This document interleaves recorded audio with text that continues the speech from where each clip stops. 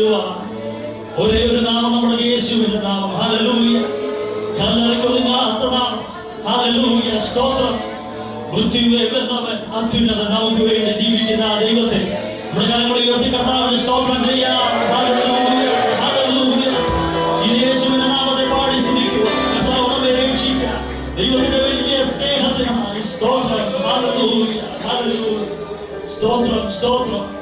നമുക്കെല്ലാം ചേർന്ന ആരാധനകൾ യേശുവിൻ നാമം. യേശുവിൻ നാമം ജീവിതത്തിലെ ആശ്രയം എന്നുള്ള പാട്ട് നമുക്ക് എല്ലാം ഇവിടെ കൈവരിച്ച് കരങ്ങളെ അടിച്ച് കർത്താവിനെ ആരാധിക്കാം. ഹല്ലേലൂയ.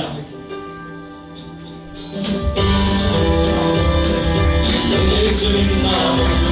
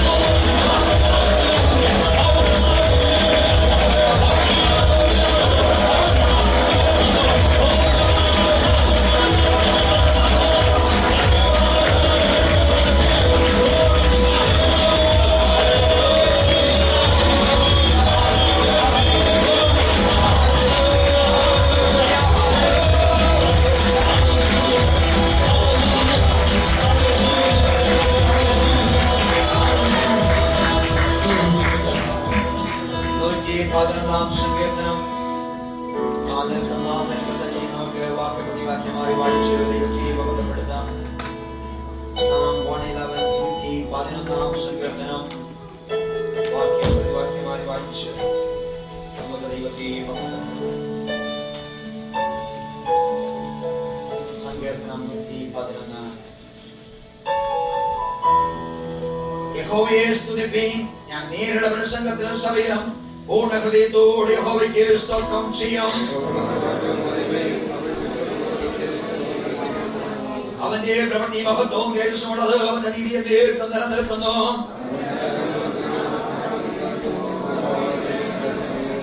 ഭക്തന്മാർക്ക് അവൻ ആഹാരം കൊടുക്കുന്നു, അവന്റെ നിയമത്തിലേക്ക് ഓർക്കുന്നു.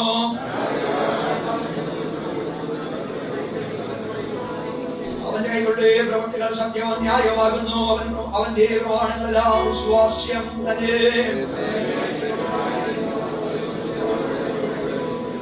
അവൻ തന്റെ ജനത്തിന് വീണ്ടെടുപ്പ് അയച്ചു, തന്റെ നിയമത്തെ നിലനിൽക്കുവായി കൽപ്പിച്ചിരിക്കുന്നു. അവന്റെ നാമം വിശുദ്ധവും ഭയങ്കരവുമാകുന്നു.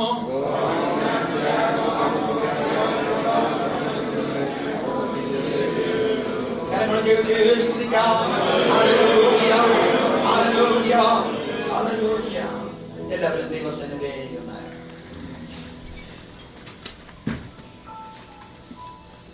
സങ്കീർത്തനക്കാരൻ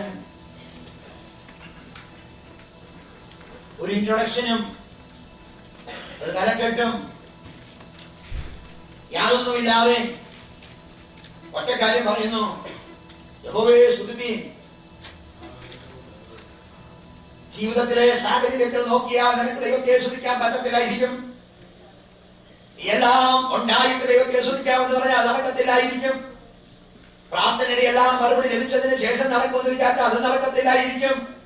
ഇതൊന്നുമല്ല സങ്കീർത്തനക്കാരൻ പറയുന്നത്, അത് ജീവിതത്തിന്റെ ഭാഗമാണ്. എന്നാൽ ദൈവത്തെ സ്തുതിപ്പീൻ. നമ്മെ ദൈവം സൃഷ്ടിച്ചിരിക്കുന്നതും നമ്മെ ദൈവം വീണ്ടെടുത്തിരിക്കുന്നതും ദൈവം നമുക്ക് ജീവൻ നൽകിയതും മറ്റൊരു ഉദ്ദേശം അവരെ സ്തുതിപ്പിക്കാൻ.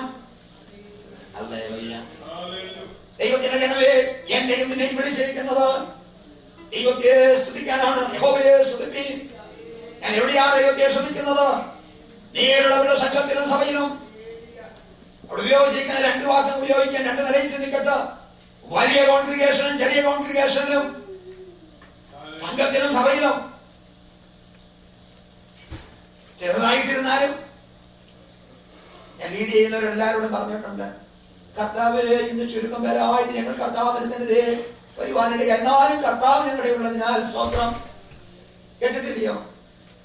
ഒരു കാര്യം പറയാം, പരിശുദ്ധാത്മാവ് ഈ കൂട്ടായ്മയിൽ ഇന്നത്തെ മീറ്റിംഗിൽ എത്ര പേര് വരണമെന്ന് ദൈവത്തിനറിയാം. ആളിന്റെ പെരുപ്പത്തിലോ ലീഡിയവരുടെയും ക്ലിയറായിട്ട് അങ്ങനെ പറയുന്നവരുടെയും പിന്നെ പറഞ്ഞിട്ട് ചെയ്യരുത്. നിങ്ങളല്ല തീരുമാനിക്കുന്ന എത്ര പേര് വരണമെന്ന്.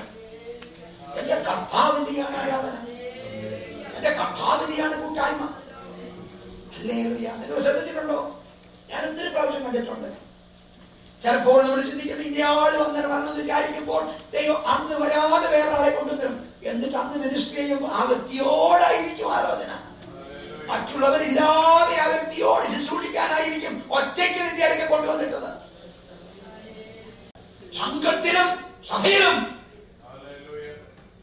എന്തോന്നും വിഷയമല്ല, എവിടെയാണെന്നോ വിഷയമല്ല. എന്നെ ദൈവം സൃഷ്ടിച്ചു, എനിക്ക് ശക്തി നൽകി, എനിക്ക് ബലം നൽകി, എനിക്ക് ആരോഗ്യം നൽകി, എനിക്ക് സംസാരിക്കാൻ കൃപ നൽകി. എന്നെ അവൻ വീണ്ടെടുത്തു. മറ്റൊരു വിഷയം എനിക്കില്ല. ഞാൻ ദൈവത്തെ സ്തുതിക്കുന്നു. നാട്ടുകാര് ആരെങ്കിലും കാണിക്കട്ടെ, ഇൻസ്ട്രുമെന്റ് അങ്ങനെ ചെയ്യട്ടെ, നിൽക്കുന്നവർ അങ്ങനെ നിൽക്കട്ടെ, അടുത്ത് നിൽക്കുന്നയാൾ അങ്ങനെ ചെയ്യട്ടെ, ഇതൊന്നും എനിക്ക് വിഷയമല്ല. എന്നെ ദൈവം വിളിച്ചിരിക്കുന്നു, ആ ദൈവത്തെ ആരാധിക്കുന്നു. യഹോവയെ സ്തുതിപ്പീൻ. സ്തുതിക്കുമ്പോൾ നിങ്ങളെ സഹായിക്കാൻ തക്കവണ്ണം ചിലതൊക്കെ ഓർക്കണം. യഹോവയുടെ പ്രവൃത്തികൾ വലിയവയും അവന് ഇഷ്ടമുള്ള ശോധന ചെയ്യേണ്ടവയും ആകുന്നു. അവന്റെ പ്രവൃത്തി മഹത്വവും തേജസ്സുമാകുന്നു. അവന്റെ നീതി എന്നേക്കും നിലനിൽക്കുന്നു. അവൻ തന്റെ അത്ഭുതങ്ങളെ ജ്ഞാപകമാക്കി ഉണ്ടാക്കിയിരിക്കുന്നു. യഹോവ കൃപയും കരുണയും ഉള്ളവനാകുന്നു. അവൻ ഭക്തന്മാർക്ക് അവന്റെ ആഹാരം കൊടുക്കുന്നു. അവൻ തന്നെ നിയമത്തെ എന്നേക്ക് നിർത്തുന്നു.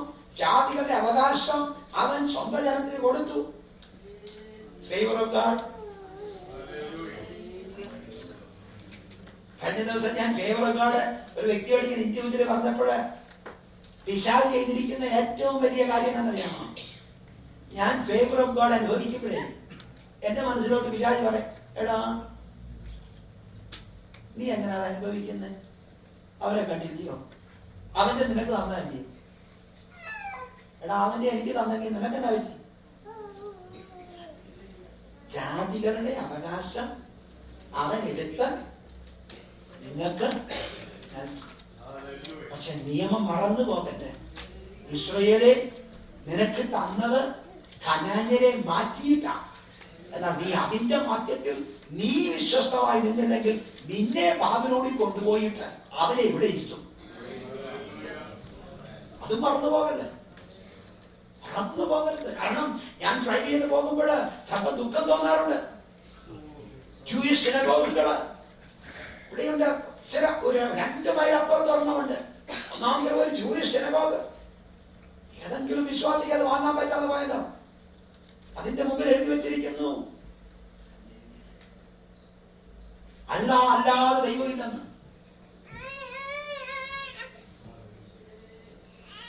ഇസ്രായേല് കനാനിനെ മാറ്റിയിട്ട് 10 ജാതിക്കാര് 7 ജാതിക്കാരെ നിങ്ങൾ മാറ്റുമ്പോ 3 കൂടെ ഞാൻ മാറ്റും. 10 ജാതിക്കാരെ മാറ്റിയിട്ട് അതിന്റെ മധ്യത്തില് ഞാൻ നിന്നെ ജാതികളുടെ അവകാശത്തെ തന്നെങ്കിൽ നീ ദൈവത്തെ സ്തുതിക്കണം. കാരണം സ്തുതിച്ചില്ലെങ്കിൽ നിന്നെ മാറ്റിയിട്ട് ബാബിലോണിനെ അതിന്റെ മധ്യത്തിൽ കൊണ്ടുവന്നിടും.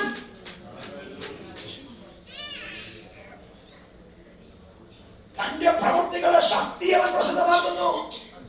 കർത്താവിന്റെ പ്രവൃത്തിയുടെ ശക്തി വെളിപ്പെടുത്തുന്ന നിന്റെ ജീവിതത്തിൽ കൂടിയാ. നിന്റെ ജീവിതത്തിലെ സൗഖ്യം അതാണ്, നിന്റെ ജീവിതത്തിലെ ആരോഗ്യം അതാണ്. നീ എങ്ങനെ ചോദിക്കുന്നു വന്നത് എത്ര പെട്ടെന്ന്. കർത്താവിന്റെ ശക്തി വെളിപ്പെടുത്തിയെന്ന് അവൻ കൈകളുടെ പ്രവൃത്തിയെ സത്യവും ന്യായമാകുന്നു. അവന്റെ പ്രമാണങ്ങളെല്ലാം വിശ്വാസ്യമാകുന്നു. അവ എന്നേക്ക് നിലനിൽക്കുന്നു. അവന്റെ അവ വിശ്വസ്തയോടും നേരോടും കൂടെ അനുഷ്ഠിക്കപ്പെടുന്നു. അവൻ തന്റെ ജനത്തിന്റെ വീണ്ടെടുപ്പ് അയച്ചു. അവന്റെ നാമം വിശുദ്ധവും ഭയങ്കരമാകുന്നു. യഹോവ ഭക്തി ജ്ഞാനത്തിന്റെ ആരംഭമാകുന്നു. അവയെ ആചരിക്കുന്ന എല്ലാവർക്കും നല്ല ബുദ്ധിയുണ്ട്.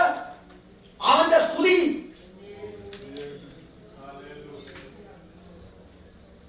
ജ്ഞാനം പ്രവർത്തിക്കുന്ന ദൈവം, കരുണ കാണിക്കുന്ന ദൈവം, ശക്തി വെളിപ്പെടുത്തുന്ന ദൈവം, വീണ്ടെടുക്കുന്ന ദൈവം.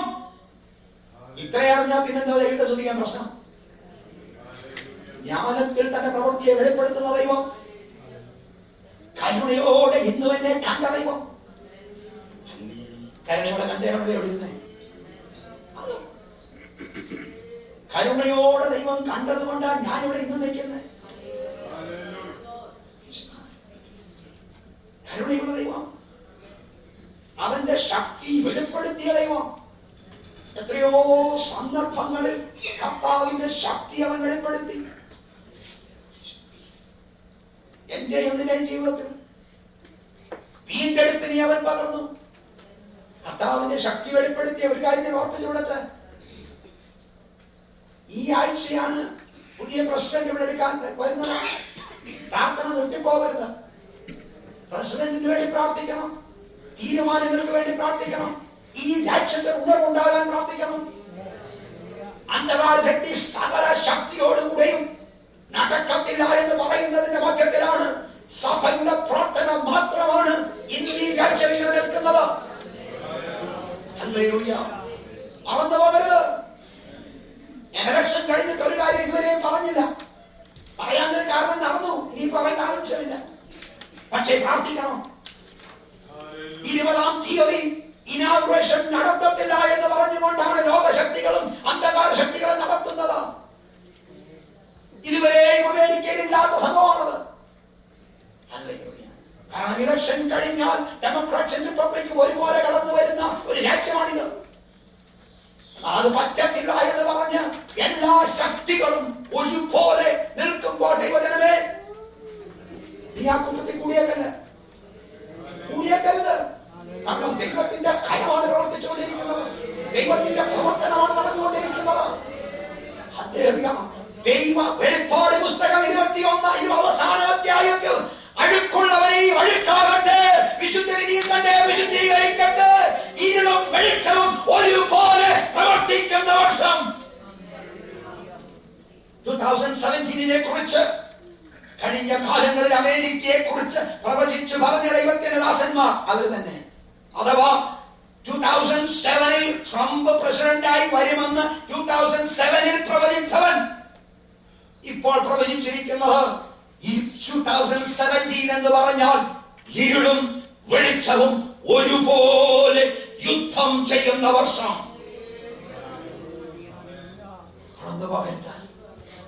ആ യുദ്ധത്തിൽ വെളിച്ചത്തിന്റെ യുദ്ധം ചെയ്യാൻ വിളിച്ചിരിക്കുന്നതിനെ, ആ വെളിച്ചത്തിന്റെ യുദ്ധം ചെയ്യുവാൻ പ്രാർത്ഥിക്കുവാൻ നിന്നെ വിളിച്ചിരിക്കുന്നു. ഫിലോസഫി പറയണ്ട, ആർഗ്യൂ ചെയ്യണ്ട, ആരെയും സപ്പോർട്ട് ചെയ്യണ്ട. കർത്താവിന്റെ നാമം വാഴ്ത്തപ്പെടുമാറാകട്ടെ. ദൈവശക്തി ആരിൽ കൂടെയും പ്രവർത്തിക്കട്ടെ. ഈ രാജ്യം മടങ്ങി വരട്ടെ, സഭകൾ ഉണർവ് നടക്കട്ടെ.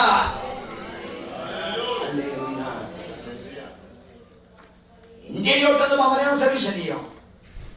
പ്രാർത്ഥിക്കാൻ തുടങ്ങിയിട്ടില്ല ഇന്ത്യ ഇപ്പോഴും. ദൈവത്തിന്റെ സഭ എന്ന് പറയുന്ന ക്രിസ്ത്യാനികൾ ഇന്ത്യയിൽ പ്രാർത്ഥന തുടങ്ങിയിട്ടില്ല, ഇതുവരെയും കണ്ടില്ല. ബോധവൽക്കരണ ജാഥ, കേസ്, കോർട്ട്, ഉത്സവങ്ങൾ, രാഷ്ട്രീയം. ഒരു വശത്ത് മോഡി എന്ന് പറയുന്ന ഒരുവൻ സഭകളെ മുടിപ്പിച്ചുകൊണ്ടിരിക്കുമ്പോൾ ഹൈന്ദവ രാജ്യമാക്കി മാറ്റണമെന്ന് പറഞ്ഞ് മുഴുവനത്തോടെ സകലവും ചെയ്തുകൊണ്ടിരിക്കുന്നതിന്റെ മധ്യത്തിൽ ഇന്ത്യയിലെ സഭ ഉറങ്ങുന്നു. വേണ്ടതെന്ത്? നേതാക്കന്മാർ എഴുന്നേൽക്കണം. 40 ദിവസം ഉപവാസം. ചില വർഷങ്ങൾക്ക് മുമ്പ് കേരളതയാണെന്ന് എനിക്ക് തോന്നുന്നു പേര്, തമിഴ്നാട്ടിൽ ക്രൈസ്തവർക്കെതിരെ നിയമം കൊണ്ടുവന്നപ്പോൾ, നിങ്ങൾ മറന്നുപോയെങ്കിലും ഞാൻ മറക്കുന്നില്ല, ന്യൂയോർക്ക് സിറ്റിയിലും ദൈവത്തിന്റെ ദാസന്മാർ കൂടി എല്ലാ ചൊവ്വാഴ്ചയിലും പ്രാർത്ഥിച്ചു. ജയലളിതയുടെ വിഷയത്തിന്റെ മേൽ ദൈവം വെളിപ്പെടണം. തമിഴ്നാട്ടിൽ ക്രിസ്ത്യാനിക്കെതിരെ വന്നിരിക്കുന്ന പ്രശ്നത്തിന്റെ മധ്യത്തിൽ ദൈവം പ്രവർത്തിക്കണം. ചില ദിവസങ്ങൾ കഴിഞ്ഞപ്പോൾ ജയലളിത അകത്തുപോയി.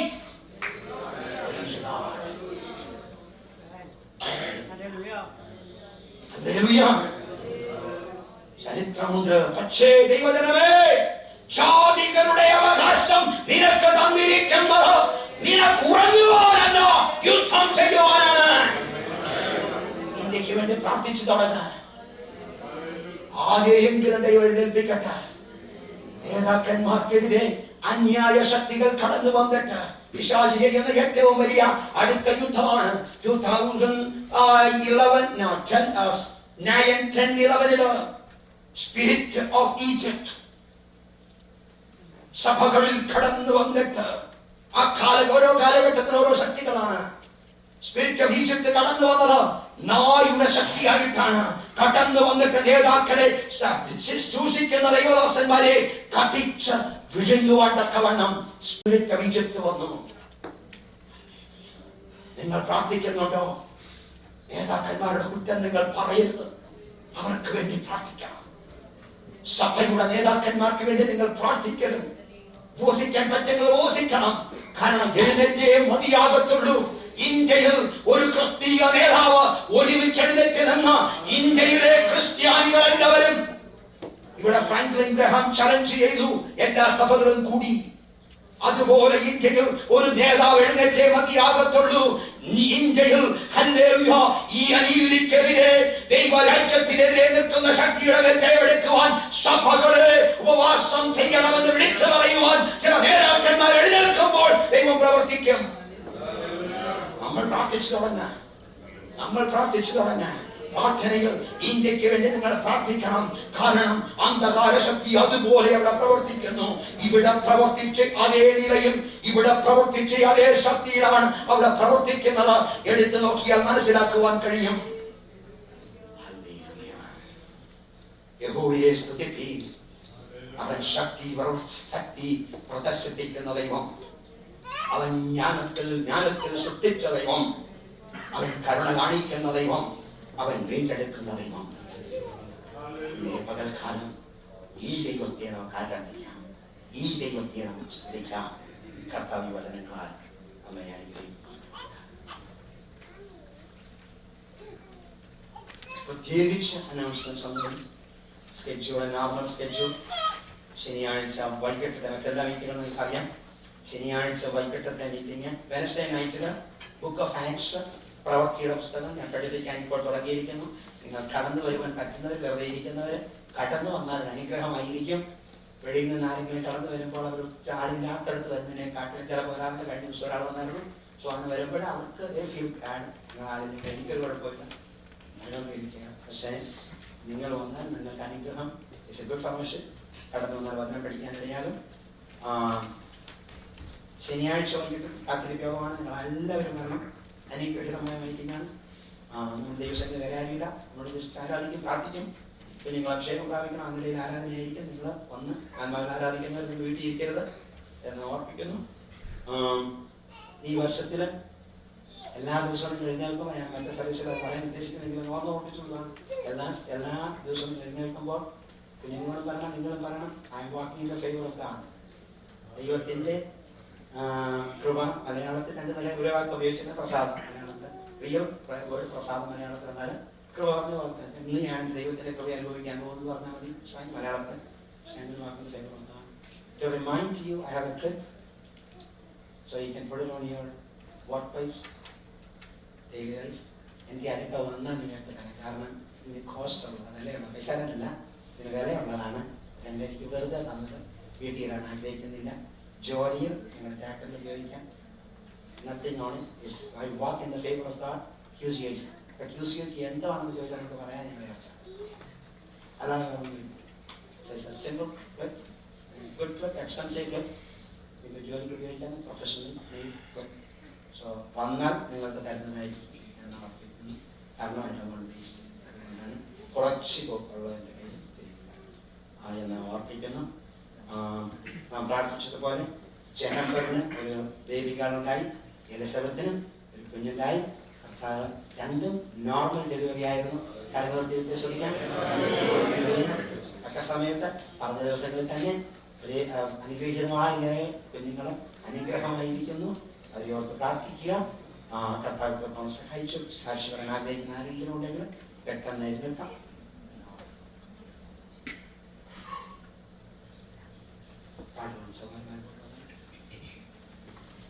ഞാൻ കർത്താവിൻ്റെ ദാസനെ പരിചയപ്പെടുത്തേണ്ട ആവശ്യമില്ല. ഞാൻ ഒരു വാക്കുപോലും പറഞ്ഞില്ല. കർത്താവിൻ്റെ ദാസൻ എല്ലാ പ്രാവശ്യവും കടന്നു വരുമ്പം അൺസ്കെഡ്യൂൾഡ് ആണ് എപ്പോഴും വരുന്നത്. നമ്മൾ ഈ പ്രാർത്ഥന തീരുമാനിച്ചു. ഞങ്ങൾ ലീഡേഴ്സിനോട് സംസാരിച്ചപ്പോൾ ആരും വേണ്ട, നമുക്കൊന്ന് പ്രാർത്ഥിക്കാം, ആ ഒരു ഡയറക്ഷൻ വെച്ചു. എന്നാൽ പെട്ടെന്ന് മനസ്സിലായി കർത്താവിൻ്റെ ദാസൻ ഇന്ന് മുതൽ അപ്സ്റ്റേറ്റ് വിശ്വസിക്കാൻ വരുന്നു. എപ്പോഴും ഞങ്ങൾ പറഞ്ഞിട്ടുണ്ട്, ഇങ്ങോട്ട് വരുന്നുണ്ട്, നോർത്ത് ഈസ്റ്റിന് വരുന്നുണ്ടെങ്കിൽ ഒന്ന് പറഞ്ഞേക്കണം എന്ന് പറഞ്ഞു. അപ്പം പെട്ടെന്ന് അറിഞ്ഞു, വിളിച്ചു. 4 ദിവസം നേരത്തെ ടിക്കറ്റ് എടുത്തു, കടന്നു വന്നു. കർത്താവ് അനുഗ്രഹമായി ശുശ്രൂഷിച്ചു. കർത്താവിൻ്റെ ദാസനെ ഓർത്ത് പ്രാർത്ഥിക്കുക. താൻ ശുശ്രൂഷിക്കുന്നു. തൻ്റെ ജീവിതത്തിലും ആവശ്യങ്ങളുണ്ട്. തൻ്റെ ജീവിതത്തിലും കർത്താവിൻ്റെ കർത്തന ശക്തി ആവശ്യമുണ്ട്. ഞങ്ങൾ ശുശ്രൂഷിക്കുന്നവരെ നിങ്ങളെ ദൈവം അനുഗ്രഹിച്ച് ശുശ്രൂഷിക്കുമെന്ന് തകർത്ത് ശുശ്രൂഷിക്കുമ്പോൾ ഇതിനകത്തുള്ള തീയും വേദനയുമാണ് ഞങ്ങൾക്ക്. ഞങ്ങളെ ഓർത്ത് നിങ്ങൾ പ്രാർത്ഥിക്കണം. ശുശ്രൂഷക്കാരോർത്ത് പ്രാർത്ഥിക്കണം എന്ന് ഓർപ്പിക്കുന്നു. ഒരു പാട്ട് പാടുകയും സ്തോത്രത്തോടെ അർപ്പിക്കുകയും ചെയ്യും. അതിനുശേഷം കർത്താവിനെ ശുശ്രൂഷിക്കുക. അതിനുശേഷം താൻ തന്നെ പ്രാർത്ഥിച്ചു അവസാനം.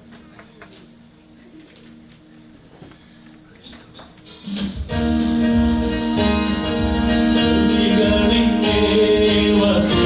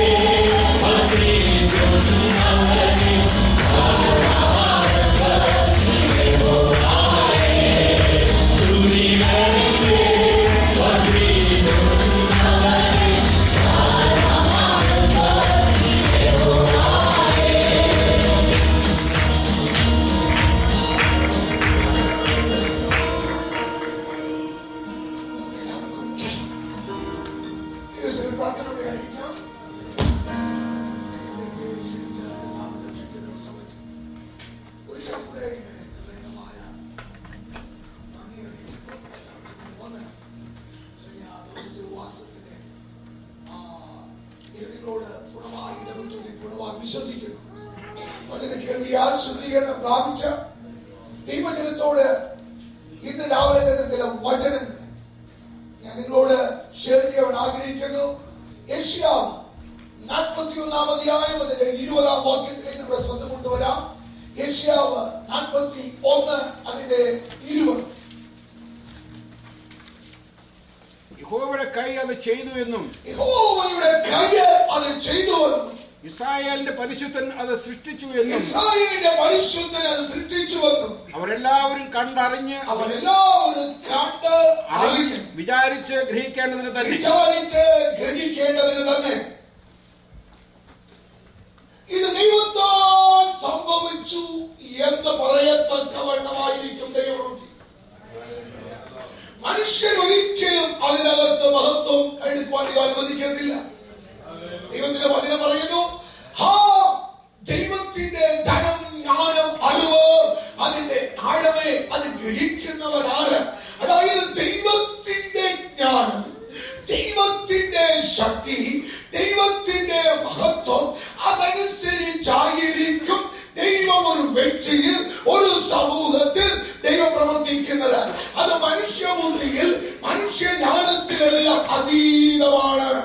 ഏത് വ്യക്തി കണ്ട് അറിഞ്ഞ പറയും ഇത് ദൈവത്തിന്റെ കരം തന്നെയാണ്, ഇത് മനുഷ്യന്റെ കരമല്ല.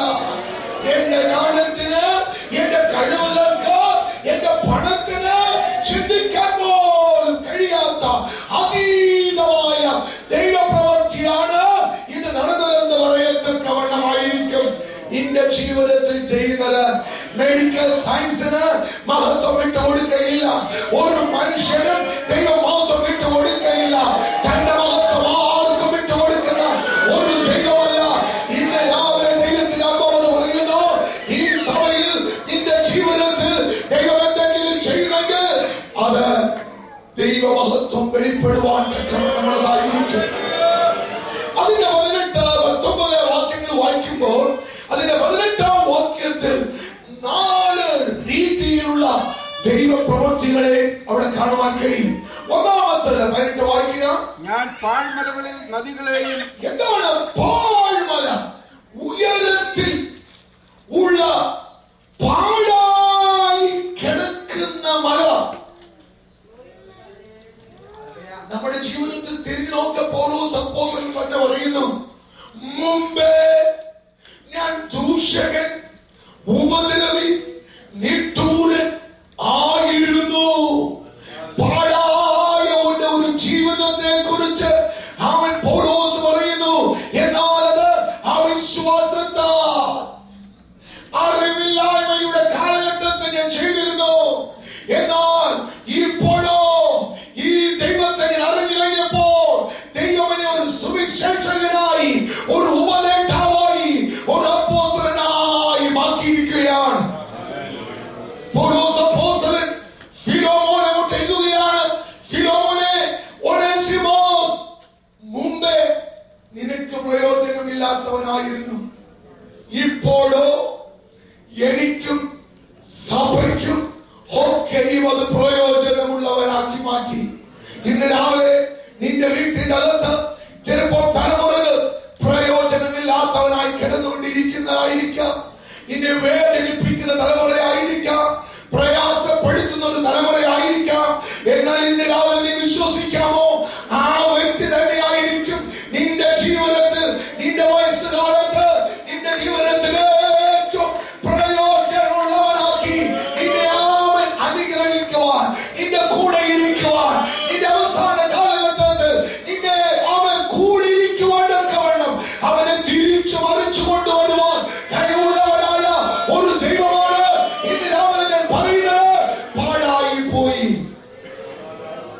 ഇനി എനിക്ക് അതിനകത്തൊരു കോപ്പമില്ല. ഇന്ന് രാവിലെ പറയുന്നു, അത് ഭർത്താവാകട്ടെ, ഭാര്യയാകട്ടെ, തലമുറകളാകട്ടെ, ഇന്ന് നിന്റെ ദൃഷ്ടിയിൽ അത് പാഴായി പോയോ കർത്താവേ? ഇന്ന് രാവിലെ നിന്റെ ജീവനം തന്നെ കർത്താവേ, ഈ രാജ്യത്ത് വന്ന് ഞാൻ പഠിച്ചത് അധ്വാനിച്ചതെല്ലാം പാഴായി പോയോ? ഇല്ല. ദൈവം പറയുന്നു, ആ പാഴായി പോയി എന്ന് പറഞ്ഞ സ്ഥലത്ത് തന്നെ ഞാൻ നദികളെ പുറപ്പെടുവിക്കുമാറാക്കും. ഒരു കാലത്ത് അത് പാഴായിരുന്നു, ശരി, പാഴായിരുന്നു, ശരി തന്നെ. എന്നാൽ ആ പാഴായി പോയതിനെ ഇന്ന് രാവിലെ എഴുതി തള്ളുന്ന ഒരു ദൈവമല്ല. അതിനകത്ത് തന്നെ നിന്റെ ഭവനത്തിന്റെ അകത്ത് തന്നെ, നിന്റെ കുടുംബത്തിന്റെ അകത്ത് തന്നെ എന്റെ ദൈവം പറയുന്നു, അത് സഭയ്ക്കും നിന്റെ ഭവനത്തിനും ഏറ്റവും പ്രയോജനമുള്ളവനാക്കി മാറ്റുന്ന, അത് നാട്ടുകാർ പറയും, മറ്റുള്ളവർ പറയും, ഓ ഇത് ദൈവത്താൽ തന്നെയാ സത്യം. അവകാശം പറഞ്ഞെടുക്കാമോ? അവകാശം പറഞ്ഞെടുക്കാമോ? കർത്താവേ, പാഴായത് എന്റെ വ്യക്തിപരമായ ജീവിതവും പാഴായി പോയെന്ന് തോന്നിയാലും അത് പ്രയോജനമുള്ളതാക്കി മാറ്റി. അടുത്ത വാക്ക്, ഉറവുകളെ തുറക്കും മരുഭൂമിയെ ഞാൻ നീർക്കുകയും. അടുത്തത് താഴ്വരകൾ. താഴ്വര ഉൽപ്പത്തി തൊട്ട് ഇങ്ങോട്ട് നമ്മൾ വായിക്കുമ്പോൾ പുതിയ നിയമത്തിലേക്ക് കണ്ടുവരുമ്പോൾ അനേക താഴ്വരകളെ കുറിച്ച് കാണുവാൻ കഴിയും. ഒരു താഴ്വര പഴയ നിയമത്തിലുണ്ട്, ഏലാ താഴ്വര. ഈ താഴ്വര എന്ന് പറയുന്നത് ഗോലിയാത്തിന്റെ വെല്ലുവിളിയാണ്.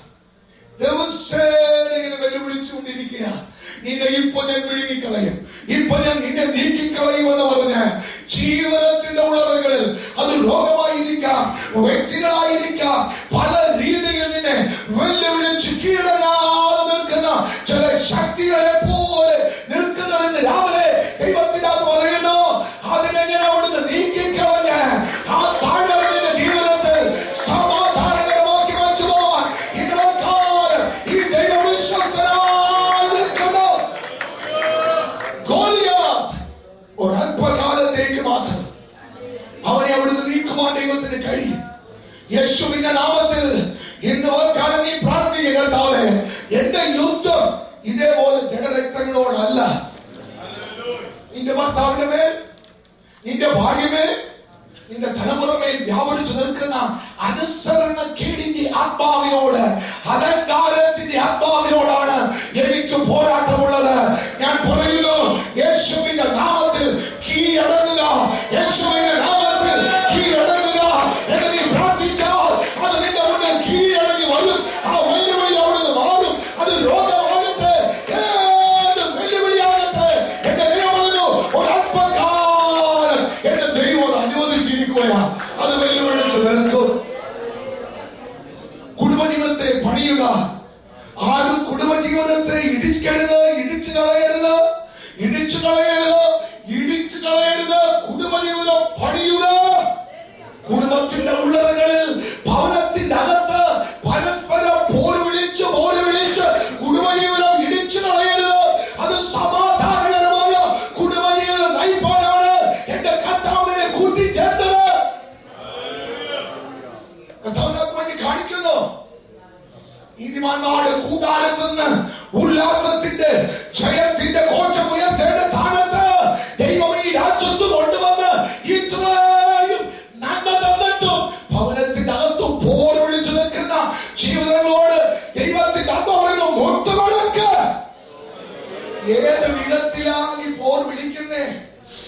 ഇതിലാണോ? ഒരു ശ്വാസമാണി. ഇന്ന് എനിക്കറിയാം ശബ്ദമുണ്ട്, അതുകൊണ്ട് പ്രസംഗിക്കുന്നു. നാളെ എനിക്കറിയത്തില്ല ശബ്ദം ഉണ്ടാകുമോ ഇല്ലയോ എന്ന്. അഗ്യായി വചനം കേൾക്കുന്ന ആരെങ്കിലും ഭവനാന്തരീക്ഷത്തിൽ, ഭവന കുടുംബജീവനത്തെ ഇടിച്ചു കളയുമ്പോൾ ഓർക്കണം, അതിനകത്തൊരു തലമുറ കിടപ്പുണ്ട്. ഇത് കാണുന്നുണ്ട്. അത് പണിയുകയല്ല നടക്കുന്നത്, ഇടിയ. ഇന്ന് രാവിലെ കർത്താവിന്റെ ആത്മ പറയുകയാണ്, താഴ്വരകളിൽ ഇതുപോലെ വെല്ലുവിളിച്ചു നിൽക്കുന്നതിന് ഇന്ന് പകൽക്കാലം ജയം തരുവാൻ, ഇന്ന് പകൽക്കാലം പരിശുദ്ധ പറയുന്നു, മുട്ടുമടക്ക്. നമ്മുടെ പോരിന്റെ ആയുധങ്ങൾ ശരീരമല്ല, എന്നാൽ അതിനകത്ത് വ്യാപിച്ചു നിൽക്കുന്ന ഇരുളിന്റെ അധികാരങ്ങളോട് ഇന്ന് പകൽക്കാലം എനിക്ക് യുദ്ധമുണ്ട്. താഴ്വരയുണ്ട്, കൂരുളിന്റെ താഴ്വര എന്നും മരണത്തെ മുഖാമുഖമായി കണ്ടുകൊടുക്കുന്ന ചിലപ്പോൾ രോഗക്കിടക്കായിരിക്കാം. കർത്താവേ, ഞാൻ ഇവിടെ എഴുന്നേൽക്കുമോ? ആരും സഹായിപ്പാനായിട്ടില്ല, എന്റെ ജീവിതം ഇങ്ങനെ ആയിപ്പോയോ എന്ന് ചിലപ്പോൾ കൂരിരുളിന്റെ താഴ്വരയിൽ കൂടെ നീ കടന്നുപോയാലും മരണത്തെ മുഖാമുഖമായി പിശാച് കാലുകളിൽ മന്ത്രിക്കും. ഇനി നീ എഴുന്നേൽക്കത്തില്ല, ഈ കടക്കം ഇടുകയില്ല എന്ന ദൈവത്തിന് ആത്മാവ് പറയുന്നു. ആ കൂരിരുളിന്റെ താഴ്വരയിലും ഇന്ന് വാക്കാൽ പറയുന്നു, ഞാൻ ഉറവകളെ തുറക്കുന്ന പോലെ ആ താഴ്വരകളെ ഞാൻ നികത്തി എടുത്തു പുറത്തു കൊണ്ടുവരുവാൻ ഇന്ന് വാക്കാൽ ഇന്നെ വിളിച്ചെടുക്കുന്ന ദൈവം വിശ്വസ്തനാ. അല്പകാലം മാത്രമായിരിക്കും കിടക്ക, എന്നാൽ കിടക്കയിൽ നിന്ന് പുറത്തു കൊണ്ടുവരുവാൻ കഴിവുള്ളവനായ ഒരു ദൈവമാണ്. ഉറപ്പിച്ച ആ ദൈവം തന്നെയാണ് ഇന്ന് വാക്കാലും നമ്മുടെ ദൈവം. നമ്മുടെ ദൈവം താഴ്വരകളെ ഉറവകളാക്കി അനുഗ്രഹമാക്കി മാറ്റുന്ന ഒരു ദൈവം. ഹല്ലേലൂയ. എന്റെ ദൈവത്തിന് അങ്ങയോട് സ്തോത്രം. നീ എന്നും പറയരുത് എന്റെ ജീവിതം താഴ്വരയാ. ഇന്നലെ രാത്രി കേട്ടല്ലോ, ആരെങ്കിലും തെറ്റിദ്ധരിച്ചിട്ടുണ്ടോ? അത് അപ്പോൾ രോഗത്തിന് വേണ്ടി പ്രാർത്ഥിക്കേണ്ടതാണോ നിങ്ങൾ പറഞ്ഞത്? നിങ്ങൾ തീർച്ചയായിട്ടും രോഗത്തിന് വേണ്ടി പ്രാർത്ഥിക്കണം. പത്തനിൽ നിന്ന വാഗ്ദത്തമാണ് അടിപ്പിടുന്ന നിനക്ക് സൗഖ്യം വന്നിരിക്കുന്നു. എന്നാ ഞാൻ പ്രാർത്ഥിച്ച സമയത്ത് സൗഖ്യം നടന്നില്ല. ഇന്ന് പറഞ്ഞ ദൈവം നിന്നെ കൈവിട്ടിട്ടില്ല. അത് നീ വിശ്വസിക്കണം. ആ താഴ്വരയിലും കൃപ നൽകി ശക്തി നൽകി നിന്നെ നടത്തുവാൻ കഴിവുള്ളവനായ ഒരു ദൈവമുണ്ട്. ഹല്ലേലൂയ. താഴ്വരകളെ ഉറവകളാക്കി, ഉറവകൾ തുറന്ന താഴ്വരകളെ അനുഗ്രഹിക്കാൻ കഴിവുള്ളവനായ ദൈവം. ഒരു താഴ്വരയുണ്ട്, ഏറ്റവും ഉണങ്ങിയ അസ്ഥി കൂമ്പാരങ്ങൾ കൊണ്ട് നിറഞ്ഞു കിടക്കുന്ന താഴ്വര. പക്ഷേ എനിക്ക് നീ അതിനകത്ത് യാതൊരു ഹോപ്പുമില്ല. കഥാ പറയുന്നു ഹോപ്പില്ല. ശരി തന്നെ, അത് നിന്റെ ബുദ്ധിയിലല്ലേ പറയുന്ന ഹോപ്പില്ലെന്ന്. എന്നാ അതിനെ നോക്കി നിനക്ക് വിശ്വാസത്താൽ പ്രവചിക്കാൻ കഴിയുമോ? വിശ്വാസത്താൽ നിന്റെ തലമുറയെ നോക്കി പ്രവചിക്കാൻ കഴിയുമോ? കുടുംബജീവിതത്തെ പ്രവചിക്കാൻ കഴിയുമോ? നിന്റെ ഭാവിയെ നോക്കി പ്രവചിക്കാൻ കഴിയുമോ? ഹല്ലേലൂയ. ഞാൻ ആ ഡിഗ്രി എടുക്കും, ഞാൻ ജയിച്ചു കയറും. ഈ അമേരിക്ക കൊണ്ടുവന്നുവെങ്കിൽ ഈ അമേരിക്കയിലെ നന്മ ഞാൻ കൈകൊണ്ട് പ്രാപിച്ചെടുക്കും, കൈകൊണ്ട് ഞാൻ നോട്ടെണ്ണി എടുക്കും. അതിനായിട്ടാണ് ഈ രാജ്യത്തെ കൊണ്ടുവന്നത്. എന്റെ ദൈവം അത് വിശ്വസ്തനാ. ഇന്ന് ഓർക്കാലത്തിൽ എക്സാമിനായിട്ട് ഒരുങ്ങി നിൽക്കുന്ന ചില റെക്കോർഡ്സുകൾക്ക് വേണ്ടി കാത്തിരിക്കുന്ന എക്സാമിനെ ഫേസ് ചെയ്യാൻ പോകുന്ന വ്യക്തികളോട് പറയുന്നു, അത് നിന്റെ അവകാശമാ, അത് നിന്റെ അവകാശമാ. വിശ്വാസത്താൽ അതിനെ നോക്കി ഇന്ന് ഓർക്കാലം നീ പ്രവചിക്ക്. അത് ഞാൻ ലഭിക്കും, ഞാനതിനെ പിടിച്ചടക്കും, ഞാനതിനെ ഏറ്റെടുക്കും. ഇന്ന് ഓർക്കാലം ഇന്നോട് തന്നെ പ്രവചിച്ചതിനെ ജയിച്ചു കയറുക. ആ ഉണങ്ങിയ അസ്ഥികളായി കിടക്കുന്നതിന്റെ നടുവിൽ പിന്നത്തേതിൽ അതൊരു താഴ്വരയായി ഉയർന്നു വരും. താഴ്വരയിൽ ഒരു സൈന്യമായി അത് എഴുന്നേറ്റ് കടന്നു വരും. എന്റെ അമ്മ വീണ്ടും പറയുന്നു, നിനക്ക് പ്രയോജനമില്ല. ഇനി ഒത്തിരി വേദനിപ്പിച്ച തലമുറയാ. നിന്റെ അവസാന കാലഘട്ടത്തിൽ നിന്റെ ജീവിതത്തിൽ ഏറ്റവും പ്രയോജനമുള്ളത് ഈ തലമുറയായിരിക്കും. എഴുതി വെച്ചോ. ഇന്ന് നീ ചിലപ്പോൾ എഴുതി തള്ളിയെന്നിരിക്കാം, എന്നാൽ ഇവനായിരിക്കും നിന്റെ ജീവിതത്തിൽ ഏറ്റവും പ്രയോജനമുള്ളവനാണ്. എന്റെ ദൈവം മാറ്റി തീർക്കാൻ പോകുന്നത് എല്ലാ കാര്യങ്ങളും രാവിലെ വിശ്വാസം വർദ്ധിക്കട്ടെ. താഴ്വരെ നോക്കി പ്രവചിക്കുവാൻ ഇന്ന് രാവിലെ വിശ്വാസം വർദ്ധിക്കട്ടെ. ഏറ്റവും ഇന്ന് വാക്കാൽ നീ പ്രവചിക്കാൻ ആരംഭിക്കേ. വിശ്വാസത്തോടെ പ്രവചിച്ചുകൊണ്ടിരിക്കുമ്പോൾ ചിതറിക്കിടക്കുന്ന അസ്ഥികൾ കേരളക്കരയിൽ പല സ്ഥലങ്ങളിൽ ചിതറിക്കിടക്കുന്നതിനെ ഒരുമിച്ച് കൊണ്ടുവന്ന് ഒരു കൂടാരത്തിനകത്താക്കുവാൻ കഴിവുള്ളവരായ ഒരു ദൈവം ഇന്ന് വാക്കാൽ പറയുന്നു, ചിതറിക്കിടക്കുന്നതിനെ ഒരു അസ്ഥിയാക്കി ഒന്നാക്കി മാറ്റുവാൻ കഴിവുള്ളവനായ ദൈവം ഇന്ന് രാവിലെ എന്റെ ജനത്തോട് പറയുന്നു, പ്രവചിക്കുവാൻ ആരംഭിക്കാൻ. താഴ്വരയിൽ ഉറവുകളെ തുറക്കും. അടുത്തിരിക്കുന്നു മരുഭൂമി. നിങ്ങൾ ചിന്തിക്കുക, നിങ്ങളുടെ ജീവിതത്തിൽ തന്നെ ചിന്തിക്കാൻ. മരുഭൂമിയല്ലേ ഈ രാജ്യത്തും ഞാൻ കാണുന്നുണ്ട്. ഇവിടെ വന്നു മണ്ട നുള്ളിക്കളഞ്ഞു.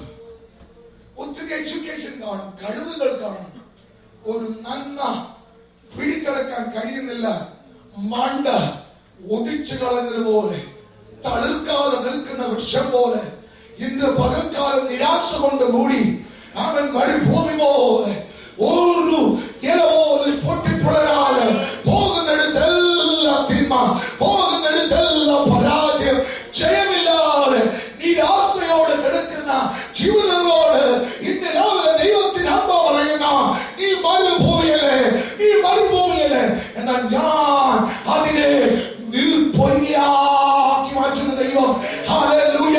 ഇന്ന് രാവിലെ വിശ്വസിക്കുക, മരുഭൂമിയായ എന്റെ കുടുംബ ജീവിതത്തെ, എന്റെ വ്യക്തിപരമായ ജീവിതത്തെ വീണ്ടും തണുപ്പ് നൽകി വീണ്ടും ശക്തിയോടെ വളർത്തുവാൻ കഴിവുള്ളവരായ ദൈവമായിരുന്നു. ഇത് യഹോവയാൽ സംഭവിച്ചു. ഞങ്ങളുടെ ആശ്ചര്യം. ഒരു കാലഘട്ടം കഴിയുമ്പോ നീ എഴുന്നേറ്റ് പറയും, എന്റെ ദൈവം എന്നെ തളർപ്പിച്ചു, തളർപ്പിച്ചു. ഞാൻ പല പ്രാവശ്യം ഡ്രൈവിംഗ് ലൈസൻസിനായി പോയി പരാജയമാ, പക്ഷെ എനിക്കത് ലഭിച്ചു. ഞാൻ പല പ്രാവശ്യം നഴ്സിംഗിന്റെ ആ എക്സാമിനായിട്ട് ഞാൻ കടന്നുപോയി. ഞാൻ പല പ്രാവശ്യം തോറ്റു. എന്നാൽ ദൈവം എനിക്ക് ജയം നൽകി. എന്റെ പരാജയത്തിന്റെ ടെസ്റ്റ് മണി മാറ്റി ജയത്തിന്റെ വാക്കുകൾ പറയുവാൻ എന്റെ വാഗ്ദാനങ്ങൾക്ക് അവകാശം പറയുന്ന വചനമാണ്. മരുഭൂമിയെ ഞാൻ നീർപ്പൊയ്കയാക്കി മാറ്റും. നാലാമത്, വരണ്ട നിലത്തെ നീരുറവുകളുമാക്കും. വരണ്ട നിലത്തെ, നിന്റെ വരണ്ട സ്വഭാവം ഉണ്ടല്ലോ, ഞാൻ ഈ സഭയോട് വ്യക്തമായി പറയുന്നു. നിന്റെ വരണ്ട സ്വഭാവം ഡോക്ടർമാർക്ക് മാറ്റാൻ പറ്റുന്ന ദൈവത്തിന് കഴിയും. ഏത് വരണ്ടതായ, ഏത് അഹങ്കാരിയായാലും, ഏത് നിഗളിച്ച വ്യക്തിയായാലും മുത്തുമടപ്പിക്കാൻ കഴിവുള്ളവനായ ഒരു ദൈവത്തിൽ ഇന്ന് രാവിലെ ഞാൻ പൂർണ്ണമായി വിശ്വസിക്കുന്ന സഹോദരിമാരെ, നിന്റെ പണത്തിലോ നിന്റെ പ്രൗഢിയിലോ ഇന്ന് ഓർക്കാനും നീ കളിക്കുന്നെങ്കിൽ ഓർത്തു നോക്ക്, ഓർക്ക് നിന്നെ മുട്ടുമടപ്പിക്കാൻ എന്റെ ദൈവത്തിന് കഴിയും. നീ വെറും ഒരു ശ്വാസമാണ്, നീ വെറും ഒരു ശ്വാസമാണ്. എന്റെ ദൈവം അനുവദിച്ചിട്ടല്ലേ നീ എഴുന്നേറ്റത്. സഹോദരിമാരെ, നീ എന്തിനാ അഹങ്കരിക്കുന്നത്? എന്തിനാ നിഗളിച്ച് നിൽക്കുന്നത്? സകല വരണ്ട നില പോലെ ആമൻ മുറിപ്പിക്കുന്ന വാക്കുകൾ, മുറിപ്പിക്കുന്ന സ്വഭാവമായ നിന്റെ വരണ്ട നിലതുണ്ടല്ലോ, അതിനെ കർത്താവ് തൊടുവാൻ പോകുകയാണ്. നിന്നെ ഒരു തണലാക്കി എന്റെ ദൈവം മാറ്റുവാൻ പോകുകയാണ്. യേശുവിന്റെ നാമത്തിൽ അത് അതുപോലെ സംഭവിച്ചത്. കർത്താവിന്റെ പ്രവൃത്തി അടുത്ത വചനത്തിൽ എഴുതിയിരിക്കുന്ന മരുഭൂമിയെ ഞാൻ 4 വിധത്തിലുള്ള വൃക്ഷങ്ങൾ നട്ട് അതിനെ പ്രയോജനമുള്ളതാക്കി മാറ്റും. മരുഭൂമിയിൽ നടുന്ന 4 വൃക്ഷങ്ങളെ കുറിച്ചുകൊണ്ട് എഴുതിയിരിക്കുന്നു. ഞാൻ മരുഭൂമിയിൽ ദേവദാരു, ഖദിരമരം, കൊഴുന്ത്, ഒലിവ് വൃക്ഷം എന്നിവ നടും. ഈ 4 വർഷം നമ്മൾ പഠിച്ചാൽ അതിന്റെ തടി, അതിന്റെ ഇല എല്ലാം ഏറ്റവും കോസ്റ്റ്ലി ആയിരിക്കുന്ന 4 തരം വൃക്ഷങ്ങൾ. മരുഭൂമിയിൽ ഇത്രയും കോസ്റ്റ്ലി ആയിരിക്കുന്ന വൃക്ഷങ്ങളെ നട്ടുകഴിഞ്ഞാൽ, ഉദാഹരണത്തിന് ഒരു മരുഭൂമിയായ ഒരു പ്രദേശത്ത് ഞാൻ വിലയ്ക്ക് മേടിക്കാൻ ചെന്നപ്പോ അവൻ ഒരു സെന്റിന് കൂടിപ്പോൽ 1000 രൂപയായിരിക്കാം. എന്നാൽ ആ സ്ഥലത്ത് വിലപിടിപ്പുള്ള തലത്തും ഈട്ടിയും വിലപിടിപ്പുള്ള വസ്തുക്കളും അല്ലെങ്കിൽ ഉണ്ടെങ്കിൽ ആ വസ്തുവിന്റെ വില എന്തായി തീരും? അങ്ങനെയെങ്കിൽ മരുഭൂമി പോലെ നിന്റെ ജീവിതത്തെ ഏറ്റവും വിലപിടിപ്പുള്ളത് യെശയ്യാവ് 58:12 പറയുന്ന നിന്റെ പേര് ഞാൻ മാറ്റാൻ പോകുകയാണ്. നിന്നെ ഞാൻ കേടു തീർക്കുന്നവൻ എന്ന പേരാക്കി മാറ്റാൻ പോകും. എന്തുവാ കേടു തീർക്കുക? നീ ഒരു വീട്ടിൽ ചെല്ലുന്നത് തന്നെ ആ വീട്ടിലൊരു ആശ്വാസം. നിന്റെ വായിലെ വാക്കുകൾ വിലയുള്ളത്, നിന്റെ സ്പർശനം വിലയേറിയത്. ഒരു കാലത്ത് നീ ഡോക്ടറേറ്റ് എടുത്തിട്ടില്ല, നിനക്ക് വലിയ വിദ്യാഭ്യാസമില്ല, പക്ഷേ നിന്റെ നാവ്, നിന്റെ സ്പർശനം, നിന്റെ സാന്നിധ്യം അനേകം കേടു തീർക്കത്തക്കവണ്ണം നിന്നെ ഏറ്റവും പ്രയോജനമുള്ളവനാക്കി. നിന്റെ പേരിന് പലരുടെ ഡയറിയിൽ ഇല്ല, എന്നാൽ നിന്റെ നമ്പർ, നിന്റെ പേര് ഏറ്റവും വിലയേറിയ പേരായി ഡയറിയിൽ എന്ന് ഓർക്കുന്ന രീതിയിൽ നിന്നെ ആക്കി തീർക്കുവാൻ കഴിവുള്ളവനായ ഒരു ദൈവമാണ് ഇന്ന് രാവിലെ നിന്നോട് സംസാരിക്കുന്നത്. നിന്നെ കേട് തീർക്കുക മാത്രമല്ല, നിന്നെ അനേക കുടുംബങ്ങളെ പണിയുവാണ്ടൊക്കെ വേണം, ആലോചന പറഞ്ഞു കൊടുത്ത് നേരായ വഴിയിൽ നടത്തുവാണ്ടൊക്കെ വേണം, നിന്നെ ഒരു പ്രയോജനമുള്ളവനാക്കി മാറ്റുവാൻ ഈ ദൈവത്തിന് ഇന്ന് രാവിലെ കഴിയും. പദ്ധതിയുണ്ട്. നീ അത് വിശ്വസിക്കുന്നുണ്ടോ? യാദൃച്ഛികമായിട്ടല്ല ഈ ആലയത്തിൽ വന്നത്. നിന്നെ കുറിച്ച് ദൈവത്തിന് ഒരു മാസ്റ്റർ പ്ലാൻ ഉണ്ട്. ആ മാസ്റ്റർ പ്ലാനിൽ എന്നെ ദൈവമാക്കിയിരിക്കുക. സ്വരമുണ്ടായിട്ടാണ് നമ്മൾ കയറി പാടുന്നത് അല്ല. ദൈവം നിന്നെ പ്രയോജനമുള്ളവനാക്കി മാറ്റുമ്പോൾ ശുശ്രൂഷ മണ്ഡലങ്ങളിൽ ഹല്ലേലൂയ നിന്നെ പ്രയോജനമാക്കി മാറ്റി, നിന്നെ ഒരു ആശ്വാസമാക്കി മാറ്റുവാൻ ഈ കഥ പറയുന്നു. മരുഭൂമിക്കകത്ത് ഇതുപോലെ വിലയേറിയ വൃക്ഷങ്ങളെ നട്ട് നിന്റെ ജീവിതത്തെ വലിയ ഇമ്പോർട്ടന്റ് ഉള്ളതാക്കി, വലിയ വലിയ വിലയുള്ളതാക്കി മാറ്റുവാൻ എന്റെ ദൈവത്തിന് കഴിയും. അടുത്തത് എഴുതിയിരിക്കുന്നത്, ഞാൻ നിർജ്ജന പ്രദേശത്ത് സരളവൃക്ഷവും പൈൻമരവും പൊന്നിയും വെച്ചു പിടിപ്പിക്കും. 3 തരം വൃക്ഷം. അത് തണൽ വൃക്ഷമാണ്. അത് തണൽ വൃക്ഷമാണ്. ഞാൻ എന്റെ ഭാര്യയെ എന്റെ കുടുംബം അല്ല, നീ മറ്റുള്ളവർക്ക് ഒരു തണലായി നിന്റെ കയ്യിൽ അധ്വാനത്താൽ അനേക മിഷൻ സെന്ററിലെ അനേക മിഷൻ സെന്ററുകൾ നിന്റെ പണത്താൽ സ്ഥാപിതമായി, നിന്റെ പണത്താൽ അനേക ചർച്ച് ബിൽഡിങ്ങുകൾ കിട്ടുവാൻ, അനേക ജീവിതങ്ങളെ ആശ്വാസമായി തീരുവാൻ നിന്റെ പട്ടണത്തൊരു തലവൃക്ഷമായി കർത്താവ് കിട്ടിയിരിക്കുന്ന ഇന്ന് വാക്കാല കർത്താവോടെയ ഹല്ലേലൂയ നിന്നെ അനേകർക്കൊരു തണലായി തണലായി തണലായി ഇന്ന് വാക്കാലം എനിക്ക് നല്ല ഉറപ്പുണ്ട്. എന്താണ് എനിക്ക് പ്രശംസിപ്പാനുള്ളത്? ഒന്നുമില്ലായിരുന്നു, സീറോ ആയിരിക്കുന്ന എന്നെ കർത്താവിന്റെ രാജ്യത്ത് കൊണ്ടുവന്ന് ഒരു തണലാക്കി മാറ്റുവാൻ എന്റെ ദൈവത്തിന് കഴിഞ്ഞെങ്കിൽ എന്നെ ചുക്കനായ എന്നെ കഴിവുള്ള സഹോദരി സഹോദരന്മാരെ, നിന്നെ ഒരു തണലാക്കി മാറ്റുവാൻ എന്റെ ദൈവത്തിന് കഴിയും കഴിയും കഴിയും.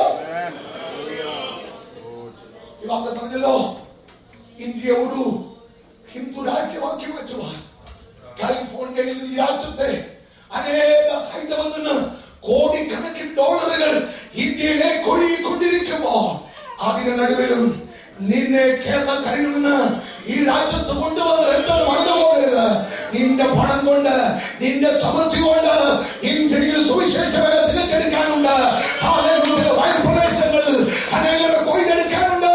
അതിനായിട്ട് നിന്നെ സഹോദര നിനക്ക് ജോലി തന്നു, സഹോദരി നിനക്ക് ജോലി തന്ന് കുടുംബജീവൻ നൽകി, കുടുംബജീവൻ അടിച്ചു പൊളിച്ച് അലങ്കരിച്ച് നടക്കാനുള്ളതല്ല, നിന്നെ ഒരു തണലായി ഈ രാജ്യത്ത് നട്ടുവെങ്കിൽ പറയാം.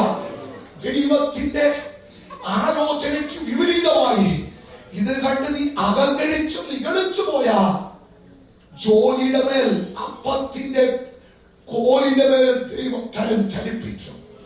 മറന്നു പോകരുത്. ഹല്ലേലൂയ. ജോലി സംതിങ് എന്ന് പറഞ്ഞ് അഹങ്കരിച്ചു പോയാ ഏതിലാണോ അഹങ്കരിക്കുന്നത് അതിന്റെ മേലും ദൈവത്തിന്റെ കരം വീഴും. ആകയാൽ തിരുവചനം പറയുന്ന നിന്നെ ഒരു തണലാക്കി ദൈവം നട്ടിരിക്കുന്നുവെങ്കിൽ നിന്നെ ഈ പട്ടണത്തിൽ നട്ടിരിക്കുന്നത് ഒരു തണലായി, പലർക്കൊരു ആശ്വാസമായി, അനേക മുറിവുകൾ കെട്ടേണ്ടതിന് നിന്നെ കണ്ടിരിക്കെ ഇന്ന് വാക്കാലം ഭാഷ വ്യത്യാസമില്ലാതെ കളർ വ്യത്യാസമില്ലാതെ പട്ടണത്തിൽ ഒരു തണവൃക്ഷമായി നട്ടുവെങ്കിൽ അതിനെ വിശാലമാക്കുന്ന ദൈവം എന്റെ വാക്കാലം എന്റെ സഭയോട് വിളിച്ചു പറയുന്നു, എന്നെ ഒരു തണലാക്കി നട്ടിരിക്കുന്ന പറ, എന്നെ ഒരു തണലാക്കി നട്ടിരിക്കുന്ന കൊണ്ട് പറ, എന്നെ ഒരു തണലാക്കി നട്ടിരിക്കുന്ന. ആകയാ അവന്റെ 20-ാം വാക്യം ഒന്നും കൂടെ പറ, വിളിച്ചു പറ. യഹോവയുടെ കൈ അത് ചെയ്തു എന്ന്, യഹോവയുടെ കൈ അത് ചെയ്ത് ഇസ്രായേലിന്റെ പരിശുദ്ധൻ അതവിടെ ഇല്ലായിരുന്നു, അതവിടെ ഇല്ലായിരുന്നു. ഇതിനകത്തൊരു പുനർനിർമ്മാണമുണ്ട്, ആലയത്തിനകത്തൊരു പുനർനിർമ്മാണമുണ്ട്. ഇപ്പോഴും അവിടെ ഇല്ല. എന്നാൽ ദൈവത്താൽ സംഭവിച്ചു. കല്ലിന്മേൽ കല്ല് വെച്ചൊരു പണിക്കായി എന്റെ ജനത്തെ അരകെട്ടി ഇറക്കാൻ പോകയാ. ഹല്ലേലൂയ. ഇന്ന് വാക്കാലം നീ വിശ്വസിക്കുന്നുവോ? എന്റെ വ്യക്തിപരമായ ജീവിതത്തിൽ, എന്റെ ഭവനാന്തരീക്ഷത്തിൽ, എന്റെ തലമുറ വിഷയത്തിൽ ഈ 2017 എന്റെ കർത്താവിനാൽ ഇത് സംഭവിച്ചത് പറയത്തക്കവണ്ണം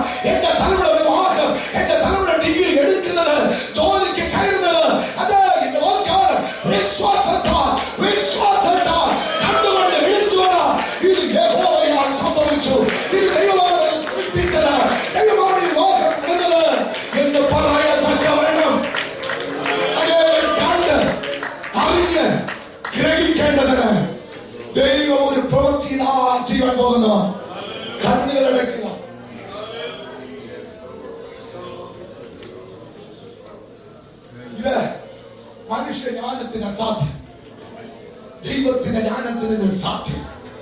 ചോദിച്ചതിൽ നിരച്ചതിൽ അത്യന്തം പരമായി ചെയ്തു തരുവാൻ കഴിവുള്ള ദൈവത്തിന്റെ പരിശുദ്ധാത്മാവ് ഇന്ന് രാവിലെ ഇതിനകത്ത് ചലിച്ചുകൊണ്ടിരിക്കുന്ന നീ അല്ല ചെയ്യുന്നത്, നിന്നിൽ വ്യാപരിക്കുന്ന പരിശുദ്ധാത്മാവിനാൽ ഇന്ന് വാക്കാലം സംസാരിക്കാൻ തുടങ്ങ്, സംസാരിക്കാൻ തുടങ്ങ്. ഇന്ന് വാക്കാലം നിന്നിൽ വ്യാപരിക്കുന്ന പരിശുദ്ധാത്മാവിനാൽ ചില അസാധ്യങ്ങളെ നിന്റെ മേൽ ചെയ്തു തരുവാൻ കഴിവുള്ളവനായ ദൈവം നിന്റെ വാക്കാലം പറയുക. നിന്റെ ജ്ഞാനം, നിന്റെ കഴിവുകൾ, നിന്റെ ബുദ്ധികളെ താഴെ വെക്ക്. ഒരു പോഷനെ പോലെ ഈ പകൽക്കാലം വിശ്വസിച്ച് ഈ വചനത്തെ ഏറ്റെടുക്ക, ഈ വചനത്തെ ഏറ്റെടുക്ക. കൈയടിച്ചു ദൈവത്തെ സ്തുതിച്ചാട്ട്, ദൈവത്തിന് മഹത്വം കൊടുക്കാട്ട്. ഈ വചനം ഭാവമായി പോകുന്നത്, ഈ വചനം സമർത്ഥമായി വെളിപ്പെടുത്താൻ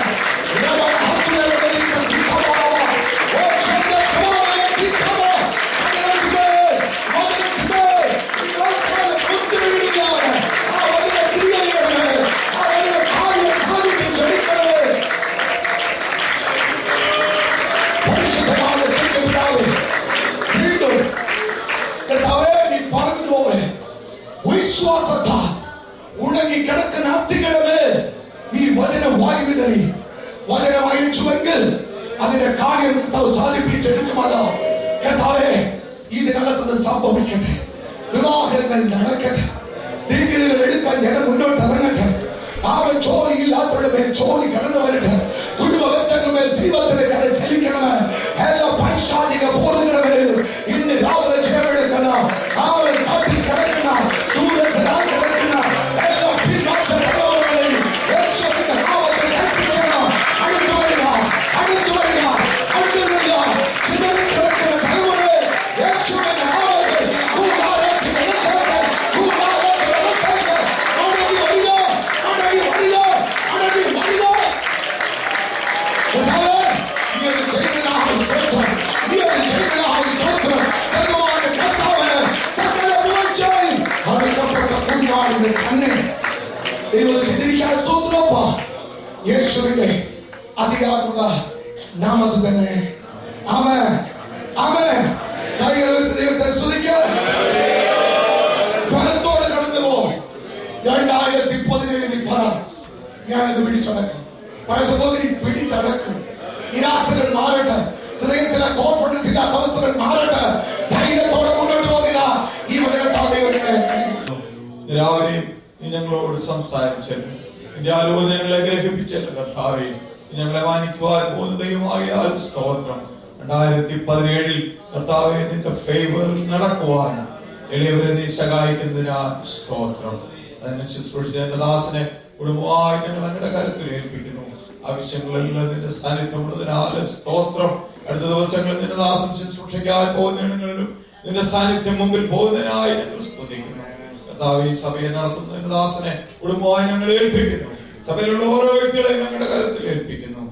ഇന്ന് പകലിൽ നീ ഞങ്ങളുടെ പ്രാർത്ഥന കേട്ടതിനായി ഞങ്ങൾ സ്തുതിക്കുന്നു. കർത്താവെ, വേണ്ടി ഞങ്ങളുടെ കുഞ്ഞുങ്ങളുമായി ഞങ്ങൾ ഒന്നിച്ച് നിന്നെ ആരാധിപ്പാൻ ഇടയവരെ സഹായിക്കുവാൻ പോകുന്നതിനായി ഒരു പ്രാവശ്യം ഞങ്ങൾ നന്ദിയോടെ സ്തുതിക്കുന്നു. സകല മഹത്വം തിരുമേനി യേശുവിൻ നാമത്തിൽ